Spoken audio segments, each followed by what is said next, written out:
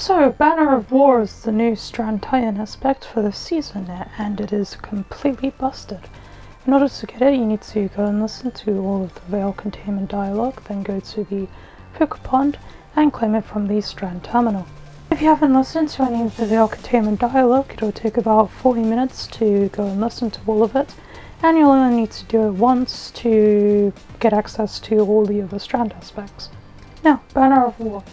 It is a stacking buff aura that increases whenever you kill an enemy with a melee, finisher, or sword, which then increases melee, sword, and glaive melee damage, alongside a healing pulse that can be refreshed and increased off of any kills, including weapons and teammates standing inside the aura.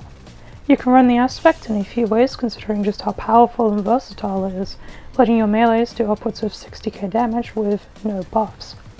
Probably the simplest and most used way of running it is just putting on symphosaps.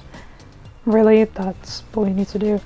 Just run a pugilist weapon and play the game as you normally would. Don't even need to use your melees too much, as just having the healing is incredibly useful, as it will basically keep you alive as much as Devour would in most cases. And you can just put into the fray on for free woven mail. If you want more melees, you can put on grapple grenades and Thread of Generation, then add propagation for Unravel and run the Pugilist Strand weapon with Thread of Rebuff, and either Transmutation for more tangles, Fury for more melee energy, or Isolation to make yourself even more unkillable than you could be with just the healing, 100 Resell, and Woven Mail. If you want to lose out on extra damage but have an extra grapple, you could swap out Symphos for Armamentarium. And there's Worm God Caress if you can keep the melees going constantly, but that's basically just worse than Symphos, so I wouldn't recommend using it. So yeah, that's the video if you just wanted to know what Banner of War does and a quick DZ build to use of it. So let's show a different one. Symphosaps. A build that is a bit more complex but still very simple. It involves basically just blocking with a sword to become invulnerable, as by using Symphosaps and blocking you will have infinite block duration and 95% damage resistance. Then if you actually kill stuff with your sword after blocking, you'll gain restoration, on top of your healing pulse and extra sword damage from Banner of War. The main problem with this build is that you just need heavy 24/7, which is why I recommend speccing into Fretlings, as you can then let them deal with most of the ads, so you'll have to spend less heavy ammo. I recommend putting on Thread of Evolution to make Fretlings deal more damage, Generation, again for more grapples, Finality, so finishes can also make Fretlings, and Rebuff, so any Strand weapon kill has a 50-50 chance to create a Fretling. Then I'd get out last season's Strand Sword and put a Hatchling and Tireless Blades on it, as then the sword will always make at least one Fretling kill, and any Fretlings made by the sword can give you even more heavy ammo if it's right after you make their Fretling. Then just put on resist mods on your chest piece and either loosen blades if you want to use a different sword for damage, or just a reserves mod for your energy weapon as you want to use a Strand primary. It should be said that this build, even with Fretlings, does lack a lot of killing and damage potential. However, it's made up by the massive survivability boost, as even 46 light under, which basically means 50 light under, you are basically invulnerable as shown in the background gameplay. You actually don't even need the sword as long as you play carefully. It's more of a, I guess, just safety net really. This doesn't mean you can't hit hard, as you still have your grapple, super, sword, and melees. However, I would switch off to Symphos or the next build if you aren't doing an in-game activity, basically anything legendary above.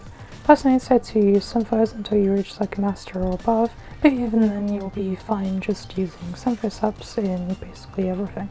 Next up, we have the final build, which is AC/DC feedback fence, and for Shed Storm with Monte Carlo or a Pugilist weapon, preferably Monte Carlo. Use Thread of Transmutation, Propagation, or Isolation if you're using Monte, Warding, and Continuity. Then for armor mods, you need to get maximum armor charge, so put on 3 charged up on your chest, and 1 stacks and stacks on your legs. Then on your arms, you need to run 2 melee kickstarts, and the rest is basically up to you. However, you have to run at least one Pugilist weapon or Monte Carlo. Melee Monte Carlo, as you'll need your melees frequently. The idea with this build is that ECDCs will give you armor charge when you hit things with melees. You can get tons of armor charge with Flechette Storm, and then you can use that armor charge to activate melee kickstarts to get your melee back when you hit an enemy with Flechette Storm, which then allows you to spam it as long as enemies are on screen. However, there are a number of problems with this build that make it very non-viable in anything above Legend content. Firstly, it's easy to drop the combo, either Banner of War or run out to everything being dead or not having enemies, and you need at least 2 melees to even start it, as you'll probably see in the background gameplay. Which then means the second problem, you're limited purely to Monte Carlo and Pugilist weapons, which heavily limits its endgame viability, on top of the third problem where Flechette Storm makes you a sitting duck in the air where everything can shoot you. So it's very bad in endgame. However, for just normal play, it is just a fun build, and also pretty good as it will decimate anything on normal to legend. So I just give it a go as something to mess around with. And that's basically all I want to say.